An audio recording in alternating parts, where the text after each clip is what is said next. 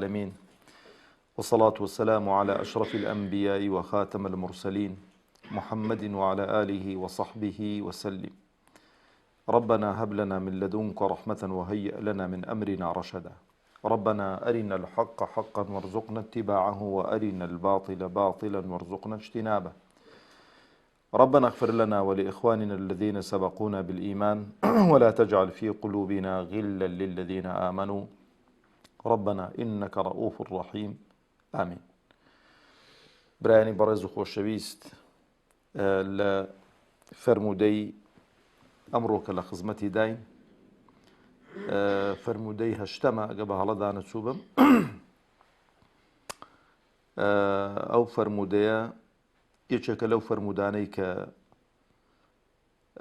مشتومڕێکی زۆری لەسرە، بە تایبەتی لە ناو ئەوانەی کە لە دین سەطحی لە دین حاڵی بوون و فەهمێکی قوڵیان لە دین نییە و ناگەڕێنەوە بۆ ڕەئی زانایان، بە تایبەتی زانایانی پێشین ڕزا و ڕەحمەتی خۆیان لەسەر بێتن، و بە تایبەتیش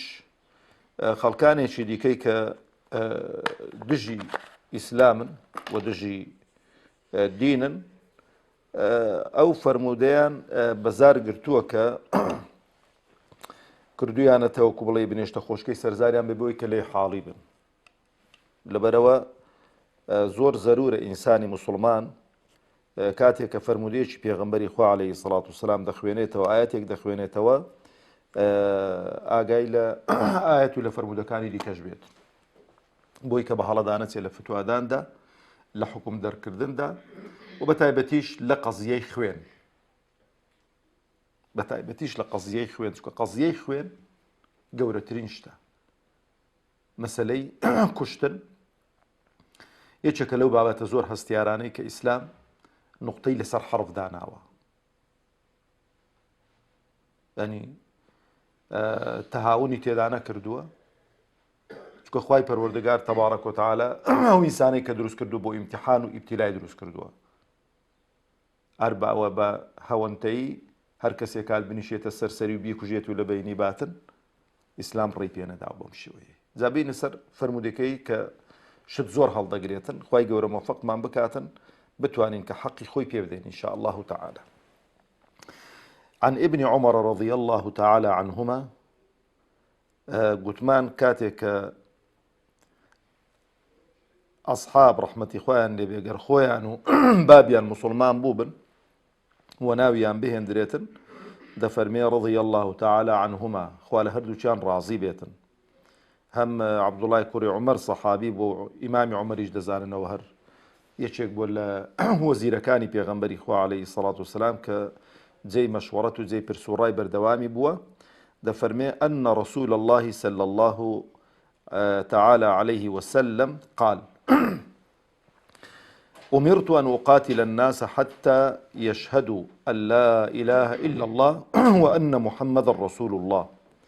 ويقيموا الصلاة ويؤتوا الزكاة فإذا فعلوا ذلك عصموا مني دماءهم وأموالهم إلا بحق الإسلام وحسابهم على الله. طبعا کەسێک کە بۆ نمونە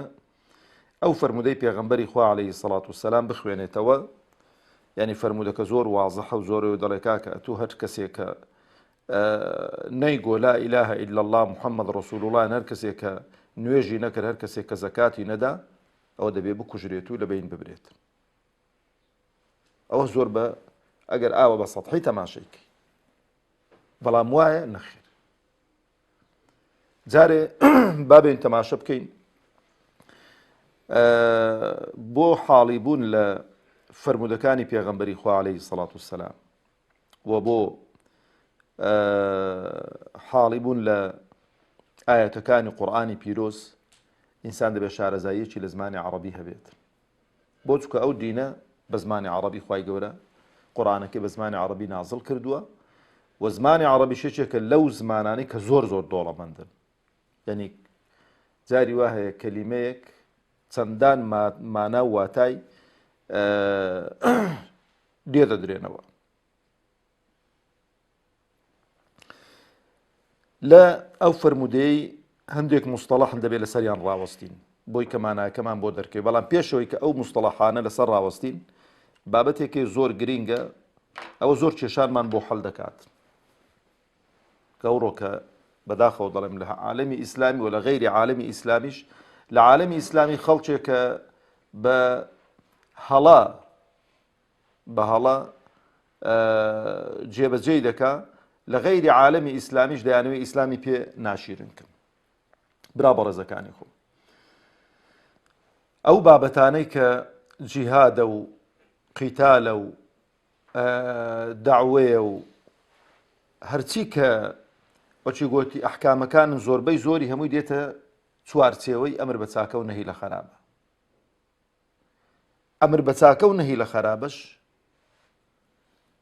دەبێتە دوو بەش. بەشێکی پەیوەستە بە تاکە تاکەکانی کۆمەڵگە بە هەموو خەڵکێکی کە ئەوەی کە بەدڵ ڕقت لە گوناه و تاوان و مەعسیەت بێ بە زوبان نەهی لێ بکەی ئەوەی تری بەشی دیکەی کە پێویستی بە قووەت و بەهێزە بگۆڕدرێتن ئەوە پەیوەستە بە سوڵتە و دەسەڵات. لە دەرسەکانی ڕابردووگەلایەتان بێ کە باسی تاوانمان کرد الحەلال بەین والحەرام بەین لە حەرامەکەی گوتمان کورتکردنەوەی ڕێی حەرامەکان سوڵتەیەکی شەرعیە،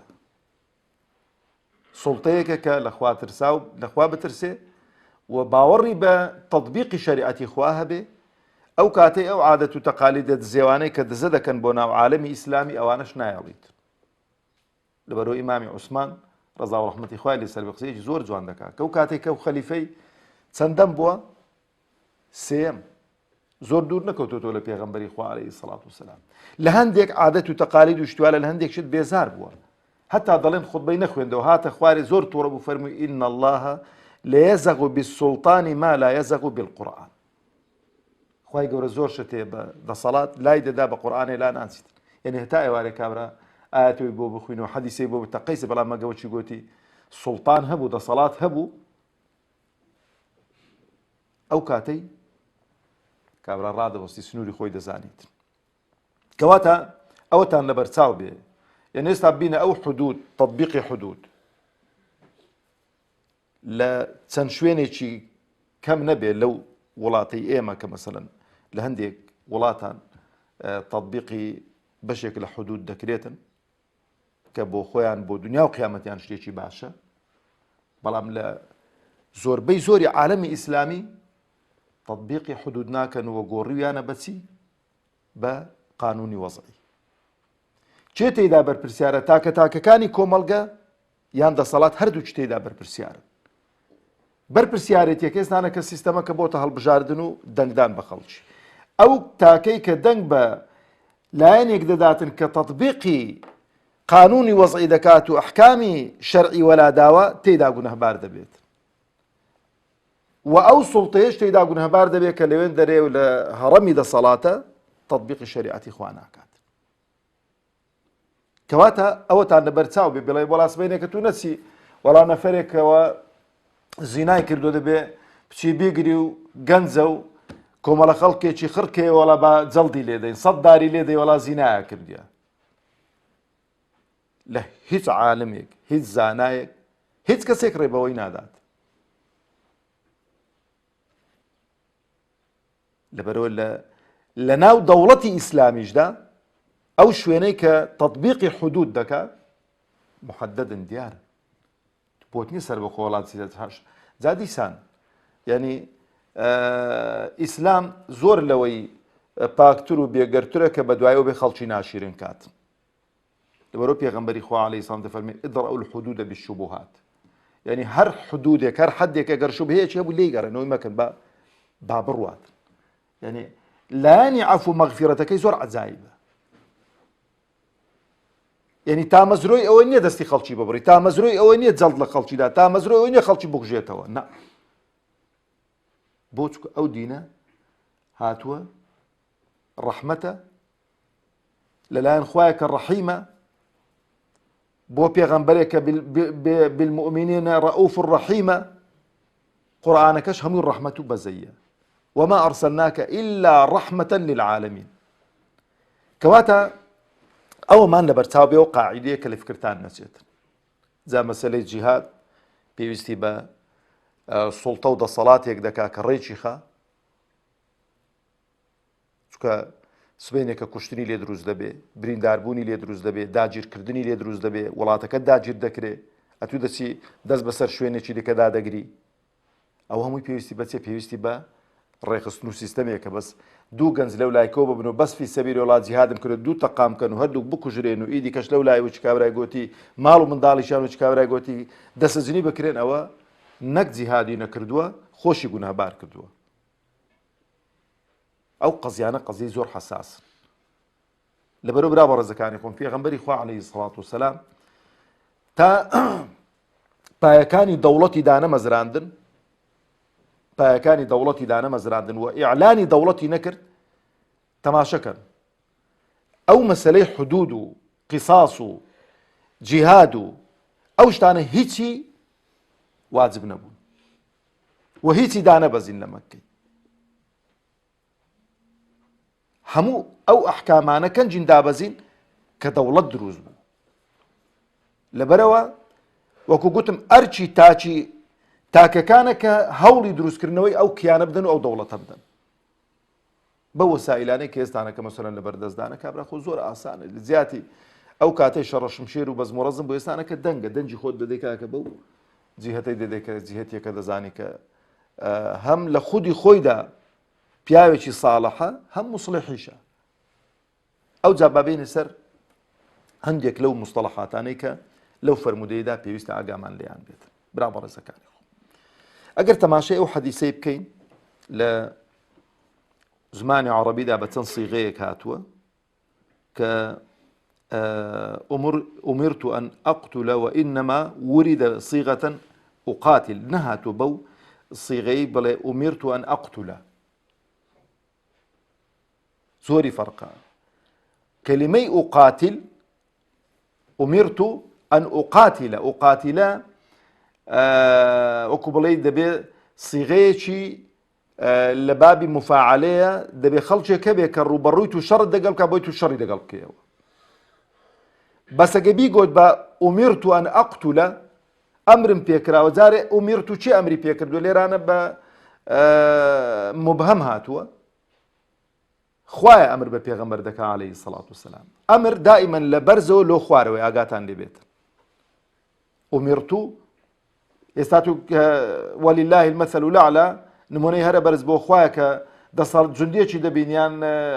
شڕتەیەکی دەبینیان کەسێک دەبین دێتە لایت و دەڵێکاکە ئەو ئیش دەڵێکاکە وڵای ئەمرم پێکراوە لێ ڕاوزان ئەمرەکە لە چێن دەری لەسەرەوە ڕای پێکراوە لەسەر خۆی جا مقدمە ڕائیدە عەمیدە چێ نازانین چێ ئەمری پێکردووە کە پێغەمبەری خوا فەرمووی عەلەیهی سەڵات وسەلام ئومرتو یعنی چێ ئەمری بە پێغەمبەر کردووە خوا تەبارەک و تەعالا ئەمرەکانی خوای پەروەردگاریش هەمووی حەق و عەدل و لە شوێنی خۆن هەمووی لە شوێنی خۆنە بۆ چکە خوای گەورە خەڵقی کردووین و دەشزانی چ بە کەلکمان دێتن کەواتە ئەلێرانە ئەو فەرقەتان لەبیر نەچێ ئومرت ئەن ئوقاتل الناس نەک ئەن ئەقتل الناس ئەگە بیگۆت بە ئەن ئەقتل الناس یعنی دەبووە هەرچی کە موسڵمانە هەر کەسێکی وەردەستی کرد با بیکوش با بۆی کە ئەمرەکەی جێبەجێکات ئەوە خاڵێکە لە بەرچاوتان بێ کە فەرقی زۆرە لە مابەینی ئەن ئوقاتیلە و ئەن ئەقتولە مقاتەلە ئەوەیە کە کەسێک هەبێ لە مەیدانێ زۆرانبازی دەگە بکە ئەتوو زۆرانبازی دەگە بکەی دا تەماشەکەن ئەوە یەکی لێرە مەسەلەی ناز دێت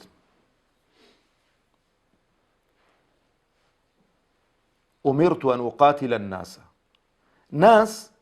لە زمانی عەرەبی کە بەکار دێ لە قورئان و لە فەرمودەکانی پێغەمبەری خوا عەلەیهی سەڵات وسەلام بە سێ کەس دەگوترێتن ناس ئیماندار و موسڵمان ناسن ناسن چونکە دائیمەن ئەوە صیغەیەکی عمومە بەعام هاتووە لقرآن ولا سنة جدا أو لفظاني كبعام هاتون إلا وقد خص لا يجري كده بالتخصيص بكريتا شون تخصيص ذكري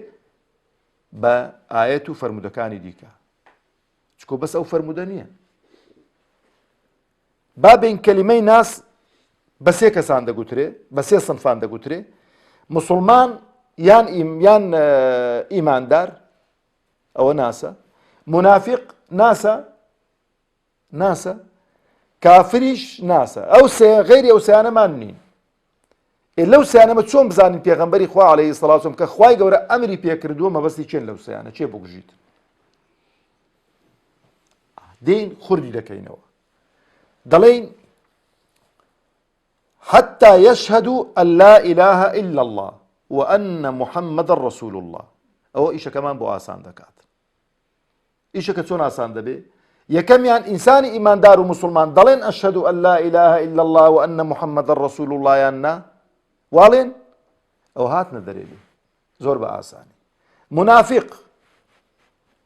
دلي أشهد أن لا إله إلا الله وأن محمد رسول الله يانا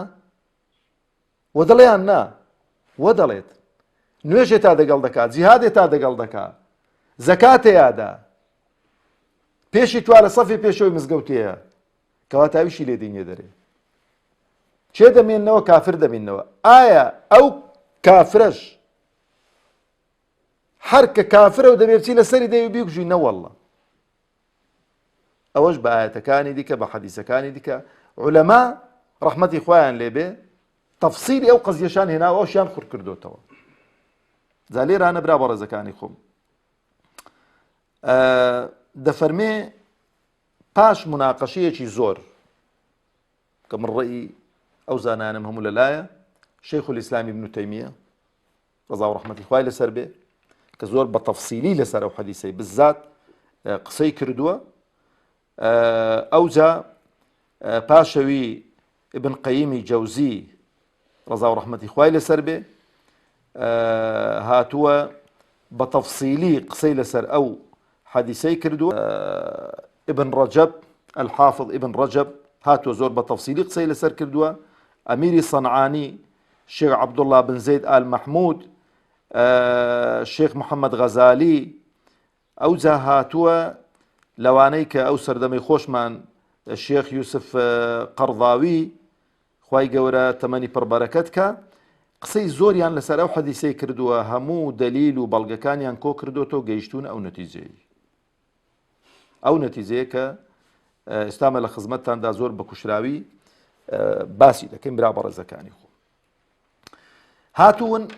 وەکو گوتم ئەو دوو سنفەیان لێ هێناونە دەرێ ئیماندار و موسڵمان لەگەڵ منافقی سنفی چێ ماوەتەوە سنفی کافران ماوەتەوە هاتوون تەماشەی سیرە و ژیانی پێغەمبەریان کردو عەلەیهی سەڵات وسەلام ئایا پێغەمبەری خوا عەلەیهی سەڵات وسەلام بۆ خۆی کە لە ژیاندا بووە ئەو خەڵکەی کە کوشتووە یان کە ئەمری کردووە بکوژرێن لەسەر ئەوەی بکوژرێن کە کافرن یان لەسەرەوەی کە محاربن لەسەر چی هەیە لەسەر کوفرەکەی نییە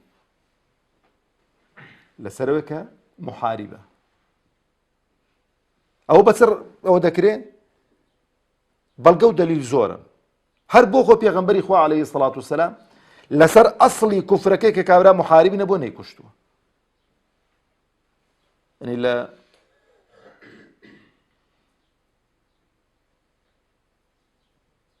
فرمودەیەکی پێغەمبەر داهاتووە عەلەیهی سەڵات وسەلام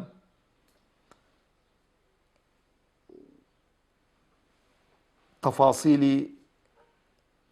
ئەوەت بۆ شەڕح دەکاتن دەفەرمێ كان رسول الله صلى الله عليه وسلم إذا بعث أميرا على سرية أو جيش أوصاه بتقوى الله في خاصة نفسه وبمن معه من المسلمين خيرا دەفەرمێ کاتێک کە سریەیەکی پێغەمبەری خوا عەلەیهی سەڵات وسەلام بەڕێ دەکرد یان جەیشی بەڕێ دەکرد نسحەتی دەکرد کە سنوورەکانی خوا بپارێزە ئاگات لە خۆ بێ ئاگات لە حەڵاڵ و حەرام بێ ئەوجا ئاگات لەو جوندیانە بێ کە دەگەڵت دانە نسحەتیان کە ئامۆژگاریان کە زۆری ئەو نسحەتانە دەکردن ئەوجا پێغەمبەری خوا عەلەیهی سەڵات وسەلام دەیفەرموو وقال إذا لقيت عدوك من المشركين ئەگەر دژمنەکەی خۆت بینی لە مشریکەکان چون ڕوبەڕویان بوونەوە دەفەرمێ فەدعوهم إلى إحدى ثلاث خصال أو خلال دەفەرمێ بۆ سێ شتانیان بان بکەن پێشەوەی کە شەڕی بکەن پێشەوەی کە دەست بە جیهاد بکەن فأيتها يعني أجابوك إليها فاقبل منهم وكف عنهم ادعوهم إلى الإسلام دەفەرمی بۆ سێ شتانیان بانکەن لەو سێ شتانە هەر ئێکیان وەڵام دانەوە وازیان لێبینن لیان قبولکەن یەکەم شت چییە دەفەرمێ فادعوهم إلى الإسلام یەکەم بانجان دەکەن بۆی فإن أجابوك فاقبل منهم وكف عنهم طبعا کە مسلمان بوو کابرا وەکو تووە فەرق و جیاوازی نییە أوجا ثم دعوهم إلى التحول من دارهم إلى دار المهاجرين واعلمهم أنهم إن فعلوا ذلك أن لهم ما للمهاجرين وأن عليهم ما على المهاجرين ئەتوانن لەوێن دەرێبێن بۆ ئەو شوێنەی کە هیجرەتی بۆ دەکرێ ئەگە هاتر هەموو حەق و حقوقی مهاجرانیان دەست دەکەوێت بەڵام فإن أبوا واختاروا دارهم فاعلموا أنهم يكونون كأعراب المسلمين يجري عليهم حكم الله الذي يجري على المؤمنين بەڵام ئەگەرمانەوە حکمیان حکمی عرابی مسلمانان کە عرابەکان هەبوون لە نەهاتوون بۆ داری هیجرە و بەڵام هەموو حەق و حقوقێکی مسلمانانیان هەیە هەموو حەق و حقوقی مسلمانانیان دەبێتن أو زاد فرمي ولا يكون لهم في الفيء والغنيمة نصيب إلا أن يجاهدوا مع المسلمين لفيء لغنيمة بشيان نادر مگر جهاد بكن لقل مسلمانان اگر جهاد ينكر لقل مسلمانان أو كاتي بجدار دبن لو فيء غنيميك دستي مسلمانان دكويت أوش علماء زور قسيان لسكد وكالجهاد آية فرض عين أن فرض كفاية قولي راجح أو كفرض كفاية قال فرض عين با لها محالة كان ڕێنە دەدرا کە کابرای مسلمان لە ماڵێ دانیشت و جیهاد نەکات لە خاڵی دووەم دەفەرمێ فەئینهم ئەبەو ئەگەر مسلمان نەبوون کیان کاکە ئەمە ئەو دینە ئینگۆ پێ ڕازی نینە مسلمان نابین فدعوهم إلى إعطاء الجزية بانجیان کەنەوە جابرەکە کە مشکل ئینە مسلمان ببن لەسەر دینی خۆتان بمێننەوە بەڵام جزیە بدەن ئەو قەزیەی جزیە مشتومڕێکی زۆری دروست کردو ئەوڕۆ لە هەموو دنیا کە ئێستانە کە جزیە لە کەسا وەرناگیرێت بە ناوی ئیسلام و مسلمانان وە کەس وەردەگیرێ بەس دەیانەوێ لە ئیسلام دەن لە دین دەن دین ناشێرنکەن جارێ ئێمە باوەڕمان بۆی هەیە کە جزیە بدرێت وەربگرێ بەڵێ چونکە نەسی ئایەتی قورئانە خوای گەورە لە سوورەتی تەوبە باسی کردووە بەس ئەو جزیە چۆنە کوڕەمە هەموو یعنی ئێستانە کە ئەو جزیەی کە لە ئەهلی کتاب وەردەگیرێت ئێستامە بەدە قاتی لەما وەردەگیرێتن بەدە قاتمان لێ وەردەگیرێتن بڕۆن تەماشەی بابی جزیەکەن ئەوەی کە گوێی لە دەنجی منە با بڕوا لە شەبەکەی عنکەبوتی لە ئینتەرنێت و لەوانە با لێ بداتن حكم الجزية يعني مقدار الجزية التي تؤخذ من أهل الكتاب برو تماشكا فرق جیاوازیه چی بۆ بەڵام یعنی ساڵانە دینارێکیان لێ وەرگیراوە سەری دینارێکی لێ وەرگیراوە ئەویش لە هەمان ناها منداڵیان عەفو کردووە ڕاهیبیان عەفو کردووە لە ڕیوایەتێکیدا ئەو ڕیوایەتە ئەگەر صەحیح بێ ئەوم لێ نەکۆڵیتەوە کە ئیمامی عومەر ڕەزا و ڕەحمەتی خوای لەسەر بێ کابرایەک دەبینی کە لە مەدینەی دەرۆزە دەکا دەڵێ بۆ دەرۆزە دەکەیت چونکە نەبووە دەرۆزەکردن لە مەدینەی دەڵێ من جوولەکەم پیر بووم کەسابەتم نییە ئێستانە کە بۆی کە جزیەکەی بدەم و دەبێ دەرۆزە بکەم ویش دەفەرمی وەڵڵاهی ما ئەنسەفناک هەتا گەنج بووی ئەو جزیەمان لێ و ئێستا پیر بووی دەبێ ئەمە ژیان بۆ تو دابینکەین بردوویەتە بەیتولمالی موسڵمانان فەرمووی جزیە لەسەرەوەی لادەن و لە هاوشێوەی ولادەن و موسەشی بۆ بڕیوەتەوە ئەوە پێم خۆشە بۆ خۆشم بچمەوە تحقیقێکی لێ دەکەم ئێوەش پێم خۆشەوە کە گوێ لێ تحقیقی لێ بکات و بۆم بنێریتەوە جا بەنووسین بێ بە هەر شتێکی بێ مەمنونی دەبم بەهەرحاڵ یعنی بۆچی لە مقابلی چی ئەو جزیە دیفاعکردنیان لەسەر لاچووە کە هاوڵاتی ئەو وڵاتەی بوون عسکەریان نەکردو باوای لێ بکەین پێشمەرگایەتیان نەکردو باوای لێ بکەین دنیا هەستا بێتن سەری خوین هەستا بێتن سەرچی بربنەوان لە ماڵی خۆ نهاتوونە دەرێ دەبووە ئەو مسلمانان دیفاعیان لەوانیش کردبایە لە خەدەماتی ئەو وڵاتی لە هەمووی بەشدار بوون هەمیان بۆ کراوە لە ئاوە لە کارەبایە لە هەر شتێکی لێ بهمیان بۆ دابین بکرێت جادەیان بۆ قیر بکرێتن لە مەکتەبێ دەبێ بخوێنن دەبێ هەموو شتێکی کە بۆ مسلمانان هەیە خزمەت گوزاریەکانم بۆ بەڵام لەگەڵ ئەوەشدا پێغەمبەری خوا عەلەیهی سەڵاتو وەسەلام دەفەرمێ ئەمن بەریم لەو کەسەی کە ئەهلی ذمە دەکوژیتن یان زوڵمیان لێ دەکات ئەمن خەسمیانم لە ڕۆژی قیامەت نابێ خیانەتیان لێ بکرێ نابێ تەحەدایان لێ بکرێ نابێ زوڵمیان لێ بکرێ نابێ ئیهانە بکرێ ئەتوەرە بەس ئەو غەراماتانەی کە لە خەڵکی ئێمە وەردەگرێ لە هەموو دنیا نەکرد بڵێ مەرئێرە نییە ستا لە وڵاتە ئەجنەبیانە لە ئەوروپا و لەوانە بنێشتێکی بکڕە بنێشت یەک بنێشت دەبێ جزیەی بدەی سنتێکە چەندە دەیاوێتە سەرێکا کە ئەوەیە ناوی چییە ناوچی دیکە وەکو بڵێ هەر وەکو غەرامات و بۆ ئەویان لێدانا و بۆ حکومەتی دەگەڕێتەوە لە وڵاتی وا هەیە لە 140 داهاتی هەموو هاوڵاتیەکی مانگانە دەبێ بدرێتەوە حکومەتی بەس ناوی جزیە نییەوە باج و غەڕا باجیان لەسەر داناوە لێرە کابرا دوکانێکی هەیە مانگانە ساڵانە مەبلەغە پارەچیان لەسەر دانایەت و کەسابەتەیەکەی ئەو جا باسی باج و غەراماتی دیکە مەکە کەواتە خاڵی دووەم دەبێ ئەو جزیەش بۆچێ بۆی کە حوسنی نەوایای ئەو ئینسانەی کە لە دەوڵەتی ئیسلامی دادەنیشیتن کە خیانەت ناکاتن بەو دەوڵەتە ئیلتیزاماتێکی مالی ئەو زەکاتەی کە موسڵمان دەیدا زۆرترە لەو جزیەی کە لە ئەهلی کیتاب وەردەگیرێت ئەو جا برا بەڕێزەکانی خۆم خاڵی سێم دەفەرمێ ئەگەر ئەویشیان قبول نەکرد یعنی چنە ئەوانە نە موسڵمان بی نە جزیەش بدا ئەوە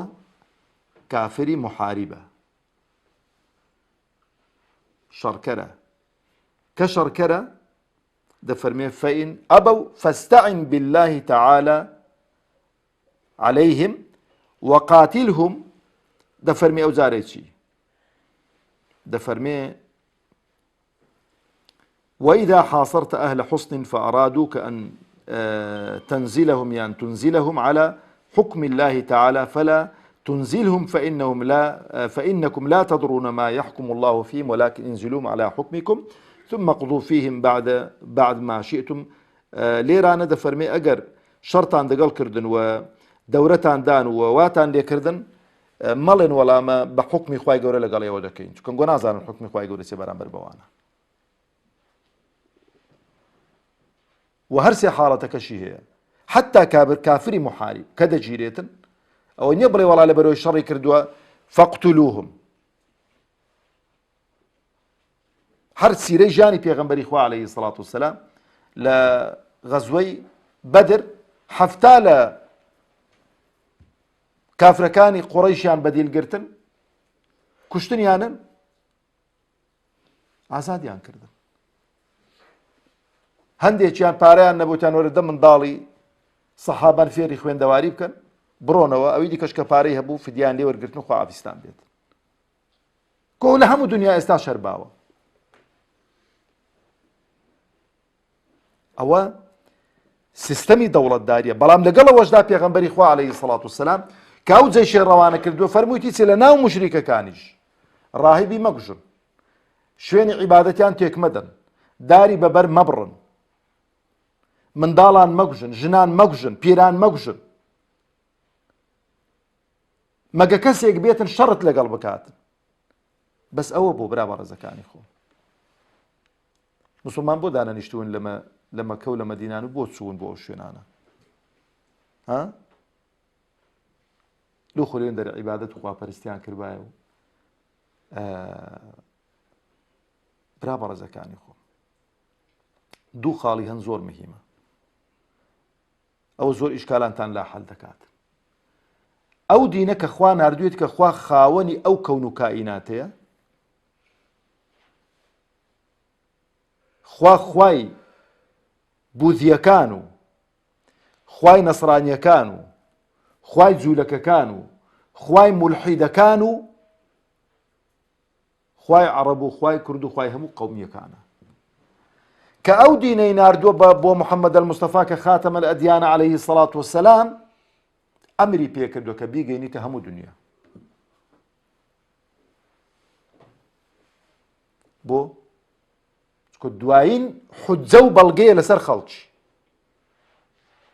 بۆی خەڵک نەڵێ پێم نەگەیوە لەبەر هەندێش پێغەمبەری خوا عەلەیهی سەڵات وەسەلام پێش وەفات بکە نامەی بۆ ئەو دەسەڵاتدار و سەرکردانەی دەور و بەری خۆی بۆ هەمان نارد ئیلا عەظیمی الڕوم بۆ گەورەی ڕۆمەکان ئەسلیم تەسلیم مسلمان بە سەلامەت دەبی لە دنیا و لە قیامەتان بەڵام ئەگەر مسلمان نەبی فإن عليك إثم الأريسيين ئەگەر مسلمان نەبی تاوانی فەلاح و خەڵکی ڕەشۆک و ئەوانەش لە قیامەتی دەخرێتە سەر ئەستۆی واستە بە تو مسلمان نەبوون مسلمان بوونی سوڵتەی هەڕەمی دەسەڵات زۆر گرنگە ئەوەی دیکەش هەمووی مسلمان دەبێت کە دائیمەن خەڵکی خوارێ چاوی لە خەڵکی سەرەیە لە بۆ کسڕای نار لە بۆ هیڕەقلی نار لە بۆ ئەوانەی کە دەوروبەری ناردن ئیوا هەیە بەتەمام بۆ مسلمان بیتن بەس پەیوەند و دەوروبەرەکەی لی نەگەڕان ئیوا هەیە بەڕێزەوە کتابەکەی وەرگرت و هەتا هیڕەقل کتابەکەی خوێندەوە و هەندێک پرسیاری کردن لە وەفدێکی قوڕەیشەکانی بان کرد کە ئەوەی کت وەڵاهی ئەوەی کەنگۆ دەیڵێن ئەو پێغەمبەرە ئەو محەممەدا عەلەیهی سەڵات شوێن پێمیش ئێرانش دێت ئێرانش دەبێتە شوێنیوی ئیواشە بوو بەڕێزەوە پێشوازی لە وەفدی پێغەمبەری خوا دەکرد عەلەیهی سەڵات وسەلام هەدیەشی بۆ دەنار بۆ پێغەمبەری خوا عەلەیهی سەڵات وسەلام هەدیەکانی قبول دەکردن ئیواشە بوو قاسیدی پێغەمبەری خوای عەلەیهی سەڵات وسەلام فارسەکان قاسیدی پێغەمبەری خوایان شەهید کرد پێغەمبەری خوا دوعای لێ کرد گوتی خوایە موڵکەکەیان لە باڵێک هەڵوەشینی موڵکەکەیان لە باڵێک هەڵوەشاند کەواتە برا بەڕێزەکانی خۆم ئەو لێرە یەکشتمان بۆ دەرکەوت کافرەکانیش چێن ئەو کافرانە کە شەڕیان لەگەڵ دەکرێت کافری محاربن شەڕکردن لەبەر چ شەڕیان لەگەڵ دەکرێتن جیهادیان لەگەڵ دەکرێتن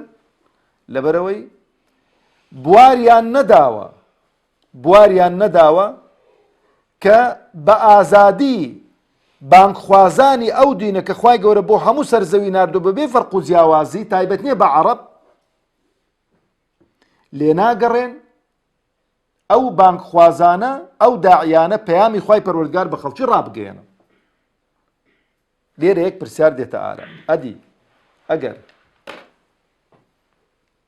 ئەو خەڵکە مەسەلەن بۆ نمونە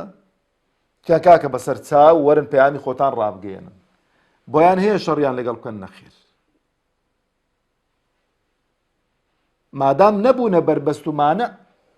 کابرا دەبێ بێ حوجە و بەڵگەی خۆی و بڕهانی خۆی باکات و خوای گەورە ئاوا فەرمی پێغەمبەر ئاوا فەرمی مسلمان بن ئەو حەق و حقوقتان و مسلمان نەبن لە دوا ڕۆژدا ئەوە معاملەتان و لە دنیاش دەوڵەتی ئیسلامی ئاوا معاملەتان لەگەڵ دەکات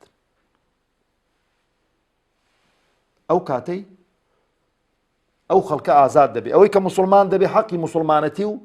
ئەوەی بۆ دیاری دەکرێتن ئەوەی کە مسلمان نابێ وەکو گوتم سیستەمی ژیان لە ناو دەوڵەتی ئیسلامی بۆ ڕێک دەخرێت لەبەرەوەش تەماشەکەن برا بەڕێزەکانی خۆم جارێ دەوڵەتی ئیسلامی ینی سەردەمی پێغەمبەری خوا عەلەیهی سەڵات وسەلام کە خوای گەورە ئەو پەیامە پیرۆزەی بۆ پێغەمبەری خوا نار عەلەیهی سەڵات وسەلام لە زروف و زەمەنێکدا بوو ئەو ظروف و زەمانە پڕ بوو لە سیراعات و لە شەڕ و لە ئەوانە و یان تەماشەکە لەو لای فارس هەتا عراق و بەشێکی زۆری عراق و ئەوانەی داگیر کردبوو جزیەی سەرانەیەکی وای بەسەر ئەو خەڵکەی داسەپاند بوو هەر حیساب ناکرێتن. ڕۆمەکان لە شام و لە ئەو دەوروبەرەی هەمیان داگیر کرد بوو سەرانەیەکی وایان لەسەر حتا لەسەر هاودینانی خۆیان دانابوو وایان دەچەوسانەوە خاوەنی هیچ شتێکی خۆیان نەبوو هەمووی بە زەبری شمشێر و بە زەبری شەڕ و ئەوانە لەبەرەوەش کە ئیسلام هات کە ئەو ئیسلامیان بینی چۆن ئاگری دەپوشێ بەردەی ئاوا بڵاو بووە خواخوایان بۆ ڕزگاریان بێت. یەک نمونەتان بۆ باز دەکەم. سەردەمی ئەسحاب ڕزا و ڕەحمەتی خوای لەسەر بێ ئەبوو عوبەیدەی عامری کوڕی جەڕاح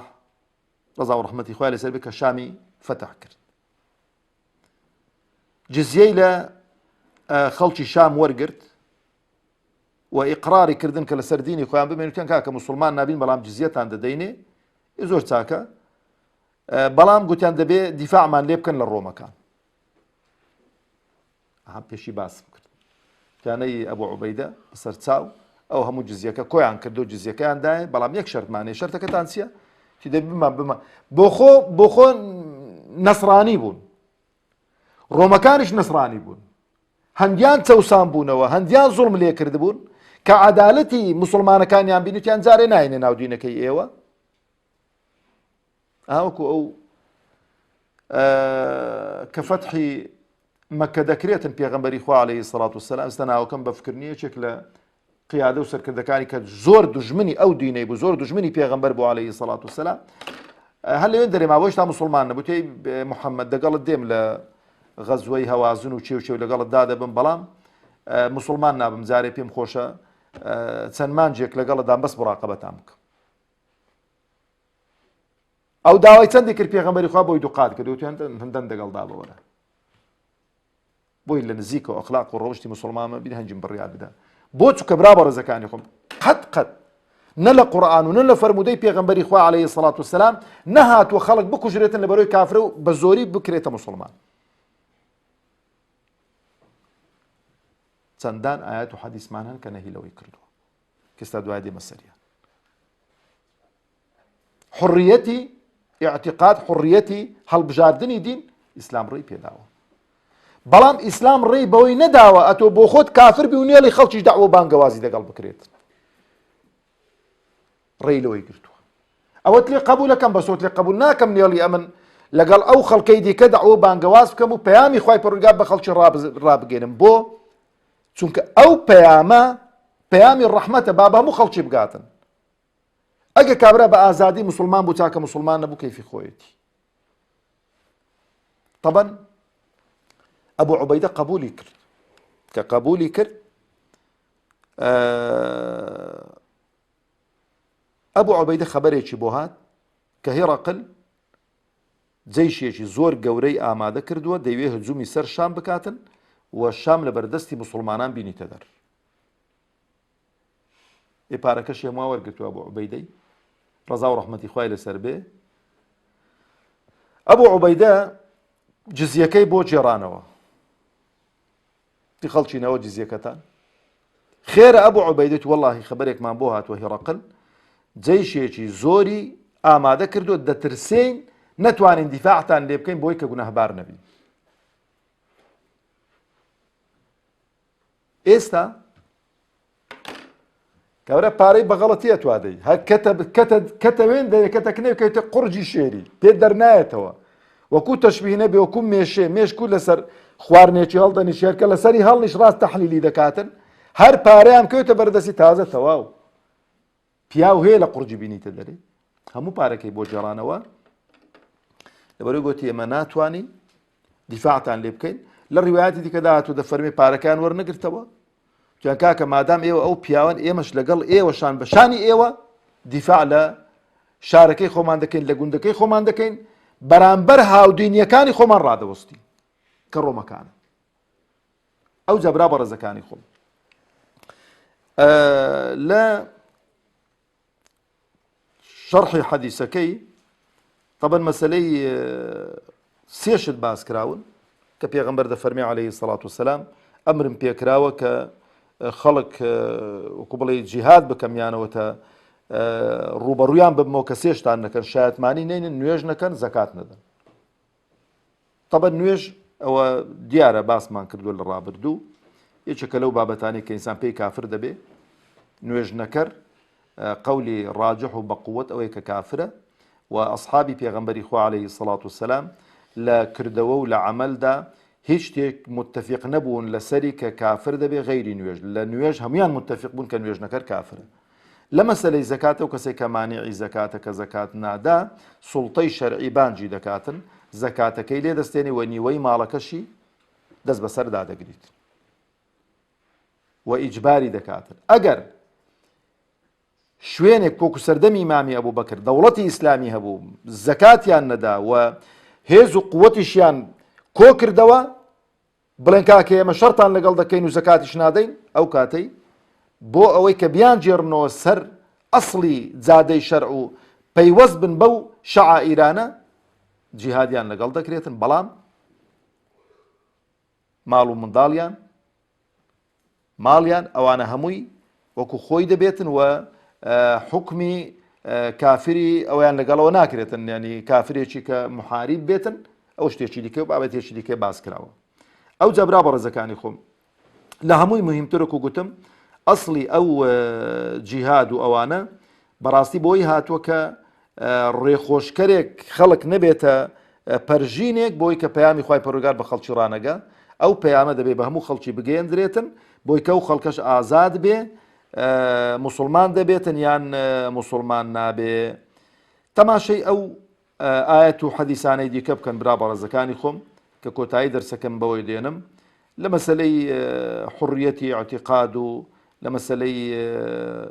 هەڵبژاردننی دین چکە ئەو کەسێک کە بە زۆری وەکو گوترێ مسلمان دەبێ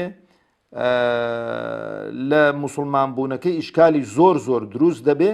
ئەو ئیشکالاتانە تووشی نیفاق و تووشی دووڕووی دەکاتن کە بە هیچ شێوەیەکی ڕێپێنەدراوە کە ئینسان بەم شێوە ئەوە بکاتن. یعنی لێک لەوانە تەماشەکە خوای پەروەردگار تەبارەک وتەعالە دەفەرمێ لا ئیکراهە فی الدین لا ئیکراهە فی الدین برا بەڕێزەکانی خۆم هەمووتان لە من چاتر دەزانن کە زۆری لە کەس ناکرێ بۆی کە مسلمان بێتن زۆری لە کەس ناکرێتن بۆی کە مسلمان بێتن. ئەوجا وقل الحق من ربكم فمن شاء فليؤمن ومن شاء فليكفر حەقەکەیان پێ ڕابگەیەندرێتن ڕاستیەکەیان پێ ڕابگەیەندرێتن جا چێ مسلمان دەبێ و چێ مسلمان نابێ ئەوە ئازادە. لەکم دینکم وەلیە دین لا إكراه في الدين قد تبين الرشد من الغي ولو شاء ربك لآمن من في الأرض كلهم جميعا ولو شاء ربك لآمن من في الأرض كلهم جميعا أفأنت تكره الناس حتى يكونوا مؤمنين. ئەوجا چەندان ئاەتی دیکە کە باسی ئەو قەزیانە دەکەن ئەوە هەمووی دەلالەت و هەمووی ئیحاءێکن بۆ ئەوی کە ئینسان ئازادە لە هەڵبژاردننی دینەکەی بەڵام ئازاد نییە لەوەی کە ڕێگر بێ لە بڵاوبوونەوەی داوە و بانگەوازی ئیسلامی. ئەو بە کورتی هەندێک لەو بەڵگە و دەلیلانە لەسەر ئەو فەرموودەیە و خوازیارم کە خوای پەروەردگار تەبارەک وتەعالە بیخاتە تەرازوی حەسەناتمان و بمانتوانی بێتن نقطەیەک لەسەر حرفێکدا بنین. وصلى اللهم على محمد وعلى آله وصحبه وسلم.